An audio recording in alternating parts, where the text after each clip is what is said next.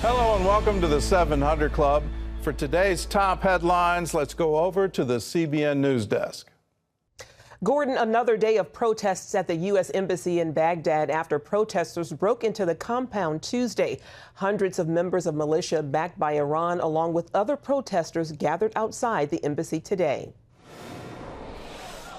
U.S. troops bracing for more chaos outside the U.S. Embassy in Baghdad. Marines fired tear gas to disperse pro-Iran protesters who surrounded the embassy's compound for a second day. Defense Secretary Mark Esper announcing an infantry battalion of about 750 soldiers has been authorized to deploy to the Middle East after hundreds of protesters attempted to storm the embassy Tuesday, trashing a reception area and smashing windows in one of the worst attacks on a U.S. diplomatic mission in years.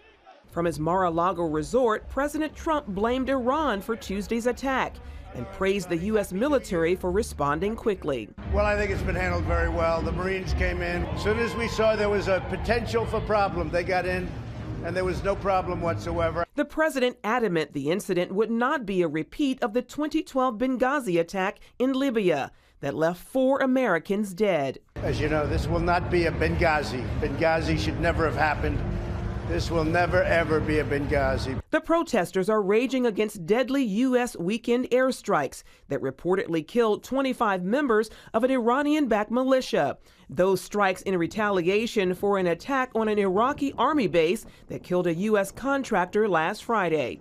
Militias in Iraq, backed by Iran, have launched numerous rocket attacks on bases housing U.S. forces amid growing tensions in the region between the U.S. and Iran.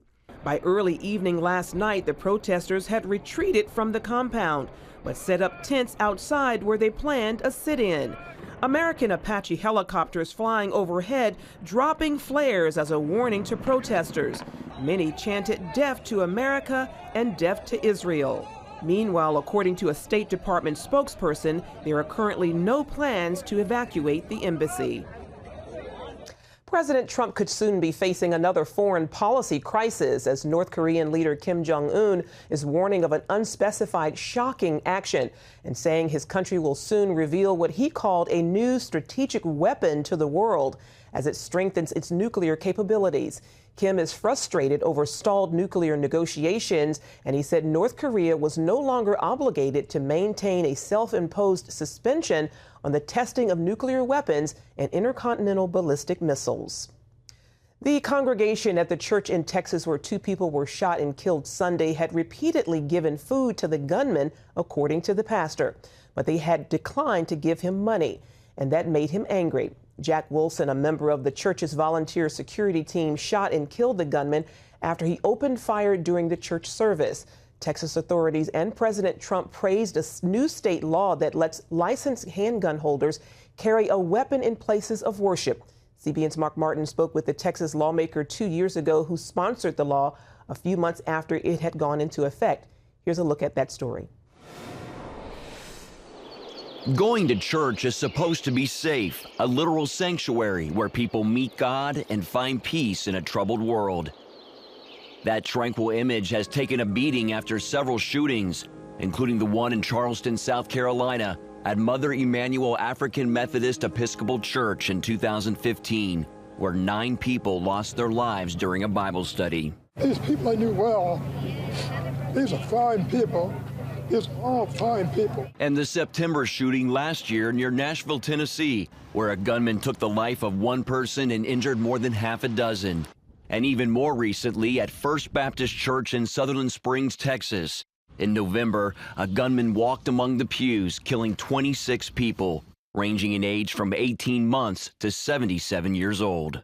The Texas-based church security organization known as Sheepdog Seminars reports a record number of 114 violent deaths happened on faith-based property nationwide in 2017. So how should churches protect themselves? The state of Texas recently passed a law that allows them to use volunteers as security guards. The law went into effect in September, a little more than 2 months before the Sutherland Springs tragedy. Texas State Representative Matt Rinaldi sponsored the law. It's tragic that churches that are supposed to be our sanctuaries are now so dangerous we need to have security teams, sometimes armed.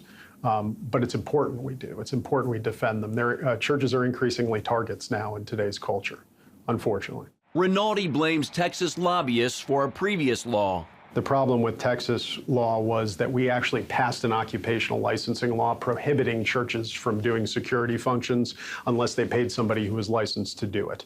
It was senseless, and I think a lot of churches in the state of Texas were actually violating the law unknowingly. The new law repeals that requirement, and Rinaldi believes it could be allowed across the country unless the state has passed a law banning church volunteers from serving as security. If you have a small church, especially that can't afford private security, you should be able to defend yourself.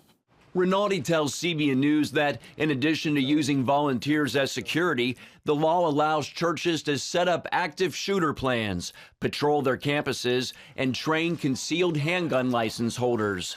The Texas lawmaker adds the law does not require training for these volunteers. But it's smart to do so.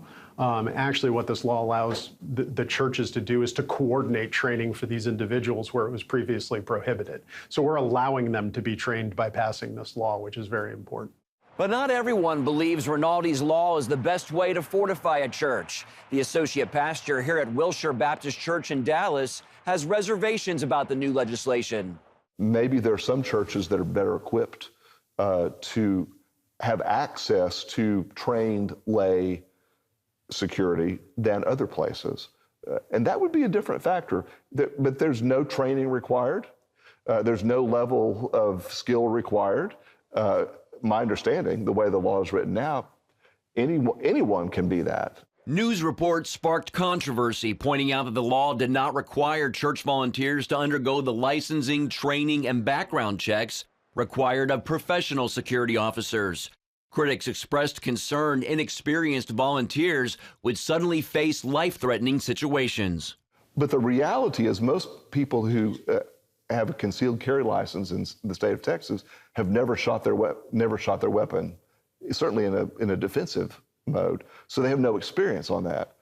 So that's very different than having an off-duty police officer or someone who's ex-military or ex-police or has been someone with some other level of training. Wingfield helps pastor a large church with professional security guards. He tells CBN News that some volunteers also provide some security and admits there is some good to the new law. I think in some cases it would work. And I'm not going to say it would never work. I would hope that all churches would be discerning about how they do that.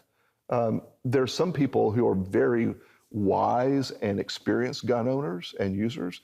And there's some people who are novices. State Representative Rinaldi says some is better than none. I would say it's better to have individuals providing security than not, especially in an armed situation. It didn't change the laws on who could enter a church with a handgun. What it did was change the law on how the church can train these individuals so they could do it more safely. He now advises congregations to take that next step.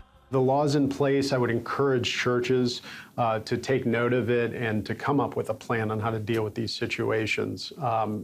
Sutherland Springs was a tragedy. We're still healing as a state, and we'll be healing for some time now.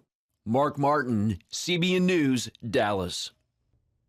And finally, today, the world celebrated the dawn of the new year last night.